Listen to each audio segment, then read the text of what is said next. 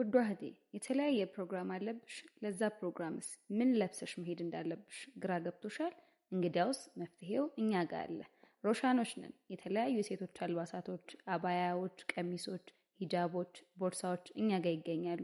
እኛ ጋር የሌለው የለም ብቻ ነው። የአላህ ሰላምና እዝነት ለሁላችሁም ይሁን። ይህ ኒሳት ነው።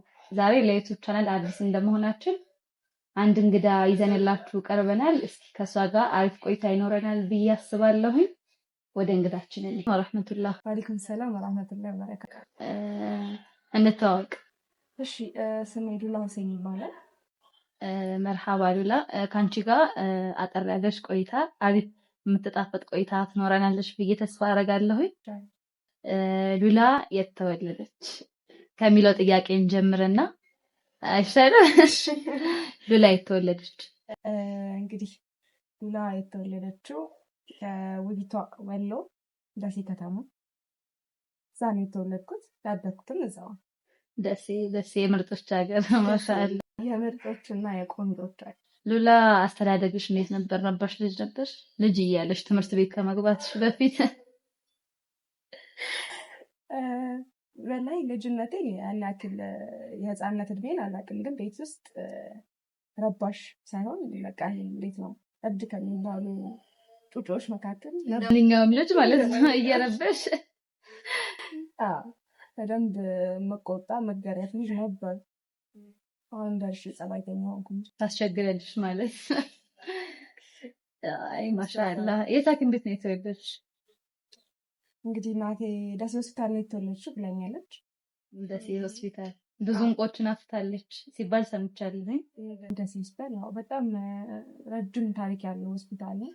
አሁንም ድረስ እያገለገለ የሚገኝ ደሴ ላይ በጣም ከሚታወቀው እንዴት ነው ስፔሻላይዝ ሐኪሞችም ያሉበት እንዲሁም ደግሞ ከአዲስ አበባም ድረስ እየሄዱ ሕክምና የሚያደርጉበት ሆስፒታል ነው ደሴ ሆስፒታል።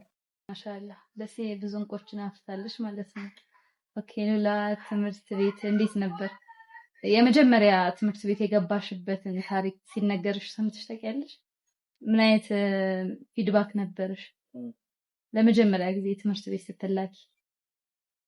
ያው ለትምህርት ቤት የሆነ እንዴት ነው ደስ ይላል። አዲስ ስትሆኑ ጀማሪ ስትሆኑ ምናምን እሱ አይነት ፊሊንግ ይኖራል። ግን ይሄ ኬጂ የሚባለውንም ትምህርት ስለተማርኩኝ ከኬጂ እና ኬጂ ቱ እንጃ እንዴት እንደተማርኩ አላውቅም። ግን ኬጂ ስሪ ላይ የነበረው ሞመንት በደንብ አስታውሳለሁ። የሁላችንም ትውስታ ይመስለኛል። ኬጂ ስሪ ላይ በፊት አሁን ይመስለኛል ተቀይሯል ስሙ። ግን የመጨረሻ ይሄ ግራጁዌት የምናደርግበት አመት ሁላችንም የማይረሳ አይነት ታሪክ አሳልፈናል። አብዛኞቻችን የልጅነት እንትንን ኬጂ ዋን ኬጂ ቱ የሚባሉ ላናስታውስ እንችላለን። ግን ያቺ የግራጁዌሽን ሞመንቷ ምናምን ልጅነት ስለሆነ አንረሳ እና እኔም ያንን አስታውሳለሁ። እንዴት ነው ክላስ ውስጥ ጎበዝ ተማሪ ነበር። በዛውም ልክ ክላስ ውስጥ እንዴት ነው ከሚረብሹ ምናምን አይደለሁም። ግን ደግሞ ያው ትምህርት ላይ ሲሪየስ ነን። ውጭ ላይ ስትወጪ ምናምን ባለሽ ከጓደኞች ከምናምን ጥፋት ልታጠፊ ትችያለሽ፣ ልትረብሽ ትችያለሽ ምናምን እሱ ነው እንጂ በቃ የማስታውሰው ኬጂ ስሪ ላይ የነበረውን ሞመንት ነው። መድረኮች ላይ የወጣውን ትምህርት ልክ ነበር። የሆነ ስራዎችን አቀርብ ነበር ከልጅነት። ስለዚህ ጥበብ ከድሮም ነው የጠራችው። አይ ማሻአላ ደስ ይላል። አዎ እንዳልሽው ነው። ሁላችንም እቺ ኬጂ ስሪ የምትባለዋን ሞመንት አንረሳትም። ምናልባትም በፊት ላይ በፎቶ ተቀርጾ ስለሚቀመጥ ወይም ደግሞ የሆነ ልጅነታችንን እያደግን ወይ ደግሞ ልጅነታችንን እያበሰልን የምንመጣበት እድሜ ስለሆነ ይሆናል ሁላችንም ጋር የትምህርት እንትናችንን ብንጠየቅ እኔ ጋርም እንደዛው ስለሆነ ነው። ኬጂ ዋን እና ኬጂ ቱ እንትን ብትይ ያን ያህል አላስታውሰውም። ኬጂ ስሪ ላይ ግን አሪፍ ሞመንት አለን። አብሮ አደግ ጎረቤቶች ይኖራሉ። ከነሱ ጋር ምናምን አለሽ ደግሞ ሁሌ የማከረው በየድግሳችን ድፎ ምናምን ፎቶ የምንነሳበት ሞመንትና አይ ማሻአላ አይረደም በላይ ተደገሰልኝ ማለት ይቻላል። አንደኛ ክፍል የት ገባሽ? ደሴ ላይ አንድ ካለ ትምህርት ቤት ውስጥ እንግዲህ አብዛኛው ወሎ ላይ ያሉ ትምህርት ቤቶች በፊት ላይ እንደዚህ ኢትዮጵያን ሲያስተዳድሩ በነበሩ ሰዎች ምናምን ነው የሚጠራው። ንጉስ ሚካኤል ምናምን ተብሎና እኔም የተማርኩት ትጌ መነን በሚባል ትምህርት ቤት ውስጥ ነው። አንደኛ ክፍል እስከ 8ኛ ክፍል ድረስ ለማስተማር ከአንደኛ ክፍል እስከ 8 ዓመት ድረስ የተማርኩበት ትምህርት ቤት ትጌ መነን ትምህርት ቤት ይባላል። ምን አይነት ትምህርት ቤት ነው እቴጌ መነን ትምህርት ቤት? በእርግጥ በብዙ ደሴያውያን አንደበት ውስጥ እቴጌ መነን ትልቅ ስፍራ አለው እና ለአንቺ እቴጌ መነን ምን አይነት ትምህርት ቤት ነበር? ወይ ደግሞ ለአብዛኛው የደሴ ማህበረሰብ ምን አይነት ትምህርት ቤት ነበር? ያ ትምህርት ቤት ለእኔ በቃ ልጅነቴን የተቀረጽኩበት ትምህርት ቤት ስለሆነ በጣም አሪፍ ትምህርት ቤት ነው። ምክንያቱም መምህራኖች በራሳቸው ሲሪየስ ነበሩ። ጎበዝ መምህራኖች አሉ። ብዙም እንዴት ነው አሁን ላይ ያሉ የምናውቃቸውን ሰዎች መሰረታቸውን እቴጌ መነን ነው። በፊት አብዮታዊ ትምህርት ቤት ነበር የሚባለው የድሮ መጠሪያው። አሁን ላይ ነው እቴጌ መነን የተቀየረ። ልክ ወይዘሮ ስህን ብዙ ሰዎች እንዳፈራች ሁሉ እቴጌ መነንም እንደዛ ነው እና እኔ ስማር በቃ ብዙ ነገሮች አሉት በዛ ትምህርት ቤት ውስጥ ከምልሽ በላይ መምህራኖች ልጆቹ አይደሉም በደንብ ታንጸው የሚማሩበት ትምህርት ቤት ነው እና ግማሽ ቀንና ትምህርት የምንማረው የነበረው ከዛ አሪፍ ትምህርት ቤት ነው። አንደኛ ክፍልም ስገባ የመጀመሪያ ትምህርት ቤት እሱ ነው። የመንግስት ትምህርት ቤት ነው። በደንብ ነው እንትን ያልኩት። በጣም ማሻአላ መሰረቱ እሱ ነው። ይሄ ከ5ኛ ክፍል እስከ 8 ያለበት ድባብ ላይ ያው የ20 ሰዓት ነው ብዙ ሞመንቶች የሚፈጠሩት ብዙ የምናስታውሳቸው ሜሞሪዎች እኛ ላይ የሚፈጠሩት እና እማትረሺው ገጠመኝ እስኪ እቴጌ መነን ካሳለፍሽባቸው አመታት 8 አመት አሳልፊያለሁ ብለሻል። ከ8 አመት ውስጥ እስኪ እማትረሻቸው ያሳዘኑሽም ሊሆን ይችላሉ በጣም በቃ ከአይምሮዬ ልረሳው አልችልም ይሄን ትምህርት ቤት ሳስብ ይሄ ነገር ነው ትዝ የሚለኝ የምትያቸው ነገሮች ካሉ ይታጋሪ ነበር? ከ5 እስከ 8 ምናምን ስማር እንዴት መሰለሽ ትምህርት ቤት ውስጥ ያሳለፍኩበት ሁኔታ ትምህርት እማራለሁ ምናምን አይነት ነገሮች እና በጣም ደፋር ነኝ ነገሮችን ለማድረግ እና በተደጋጋሚ ድረስ እናቴ ትምህርት ቤት ስትመጣ ነበረ ትጠራ ነበረ እና ችት ታደርጋለችም እየመጣች አይነት ነገር ከዛ ቀጥታ የምትገናኘው ከርዕሰ መምህርና ከመምህር ጋር ነው እና እኔ ደግሞ ከመምህራኖች ጋር በጣም ቤስት ነኝ። ቤስት ስልሽ በቃ አድርጌ የተባልኩትን ነገር አደርጋለሁ። ትምህርት ክላስ ውስጥ በስነ ስርዓት ከሚማሩ ልጆች መካከል ነኝ። ደረጃ እንግዲህ ከ10 በታች ወርጄ አላውቅም ይመስለኛል። በዛን ያክል እንትን ነው ስማር የነበረው እና ከ5 በኋላ ክበባቶች ምናምን አሉ። የሴቶችና ልጃገረዶች ክበብ የሚባል መማክርት የሚባል በጣም ብዙዎቻችን መንግስት ትምህርት ቤት የተማረ ሰው በቃ ዋና የመንግስት ትምህርት ቤትም የሚታወቅበት እንቁ ነገሩ ይሄ ትምህርት ቤት ላይ ከአስተማሪዎች ጋር በጣም ጥሩ ግንኙነት ነበር። ያው ከመምህራኖች ጋር ግዴታ ቤስት መሆን አለብሽ እና እኔም ከመምህራኖች ጋር ቤስት ነበርኩ። ስለዚህ እናትሽ ሄዳ እዛ በምትጠይቅ ሰዓት ስለአንቺ መጥፎ ነገር አሰማን ብዬ ተስፋ አደርጋለሁ። ያው በትምህርቱ ጎበዝ ናት፣ ግን ደግሞ መከሪያት ረባሽ ስለሆንሽ ረባሽ መከሪያት ይባላል። ከ5ኛ ክፍል እስከ 8 ያለው እድሜሽ ላይ ወይም ደግሞ የክፍል ደረጃ ላይ ምን አይነት ተማሪ ነበርሽ? ያው ከ5 እስከ 8 ላይ ያው ትምህርቶች ከፍ እያሉ የሚመጡበት የሚከብዱበት ነበርና አልሐምዱሊላህ እዛም ላይ ጎበዝ ተማሪ ነበርኩ። ያው ደረጃዬ ዝቅ አይልም፣ ግን ከ10 በታች ሆኜ የማውቅበትን ቀን አላስታውስም። ስለዚህ ትንሽ የሚከብድ ነገር አለው እዛ ክፍል ላይ። እንዴት ነበረ ላንቺ ትምህርቶች? እንትን ነው ወደዚህኛው ትምህርት ናቹራል ወደሚባለው ትምህርት ስለማደላ ናቹራል ደግሞ ትንሽ ከሶሻል ይከብዳል መሰለኝ። ፊዚክስ፣ ኬሚስትሪ ምናምን ወደዛ ጋር ስለሆኑ ለዛ ወደ ናቹራል ነበር ማለት ነው። ምንድን ነው የምትወጂው ትምህርት የነበረ? ባዮሎጂ። ብዙ ሰዎች ናቸው እኮ እንደዛ የሳይንስ ነገር የሚወዱት ጎበዝ ተማሪዎች ናቸው አይደል? ባዮሎጂ በጣም የምወደው ትምህርት ነበረ። እሱ ላይ ነው የማደላው። ከዛ በኋላ ላይ 9ኛ ክፍል ስገባ ወደ ሶሻል ተመለስኩ። ለምን አላወኩም። እንግዲህ ሚኒስትሪ እንዴት ነበር?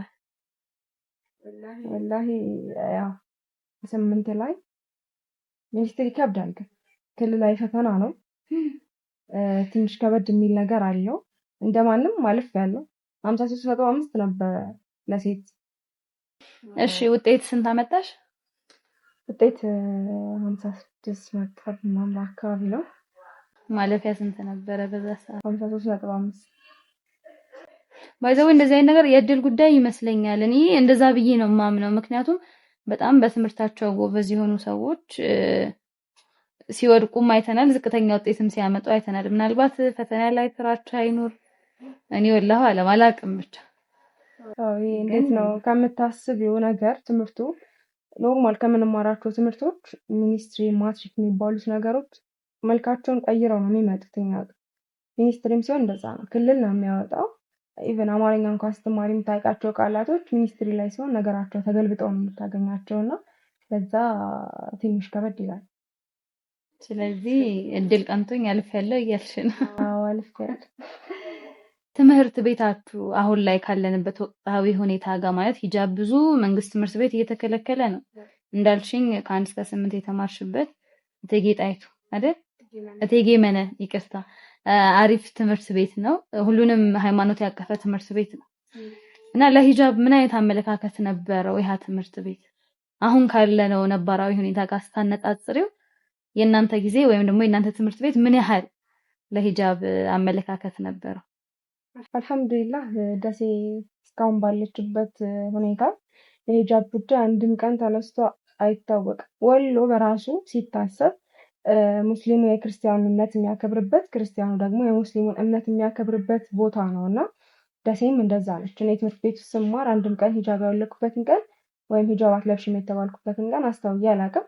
ከ5ኛ ክፍል በኋላ ነው ሂጃብ መልበስ የጀመርኩት። ያው ከልጅነት ቤተሰቦቻችን ሂጃብ ያን ያክል ተጽዕኖም ስለማያደርግብን ማለት ነው።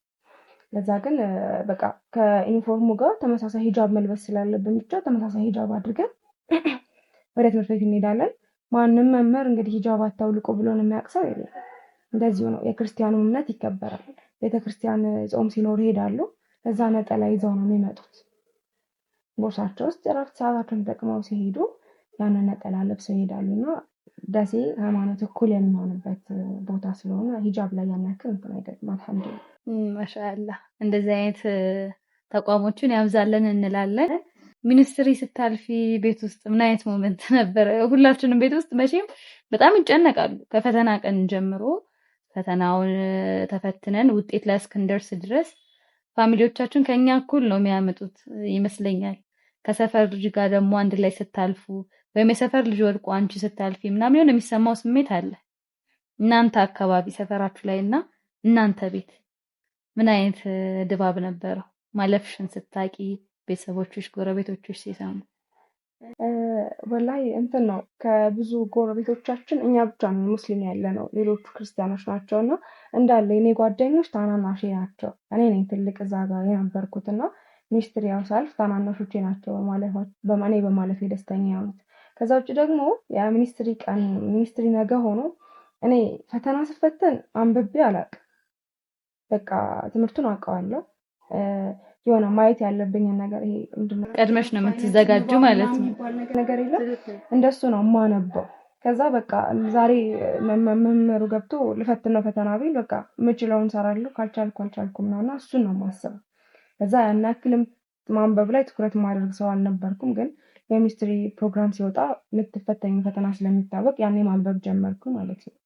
እና ማዘርም ማታ ላይ ነበር የማነበው እና ውጭ ላይ ያው ከነሱ እንትን ብዬ ዋናው ነገር እናቶቻችን ከነሱ የሚጠበቀው ዱዓ ማድረግ ነውና በዱዓዋ ማግዛኛለች። ሚኒስትሪ ውጤት ነገ ይሰጣል ተብሎ ይነገራቸዋል ተብሎ ትምህርት ቤት ሄድኩኝና ከተመለስኩ በኋላ ውጤት አልተነገረም እና በር ከፈትኩና ግቢ ጋር ተቀመጥኩ። ከዛ ማንም አላየኝም። ቀረች እቺ ልጅ ምን ሆና ነው ምናምን ብለው ይጨነቃሉ እነሱ እና እንደ ድንገት ማዘር ወጥታ ስትመጣ ታየኛለች። እንዴ ምንድነው ወድቀሽ ነው ምናምን አይነት ነገር ተባልኩ ማለት ወይ አይደለም ነገ ተብላ ነው እና ታዲያ በቃ ነገ ትጠብቂያለሽ ምናምን አለ። በቃ በማግስቱ ቀን እንግዲህ አልፌያለሁ ምናምን ስላቸው ያው ከምንም በላይ ቤተሰቦችሽ እንድትማሪ ስለሚፈልጉ ብቻ ደስታው አለ። ከዛ በጣም ነበር ሁሉም ደስ ያላቸው። አልሐምዱሊላህ እናቴ ዱዓ መስራቱ በዛ ሰዓት ነው እንትን ያለው እንግዲህ። ስለዚህ 8ኛ ክፍልን በድል አሳካሽ። በድል አሳካ። 9ና 10 ወዴት ነበር ጉዞ?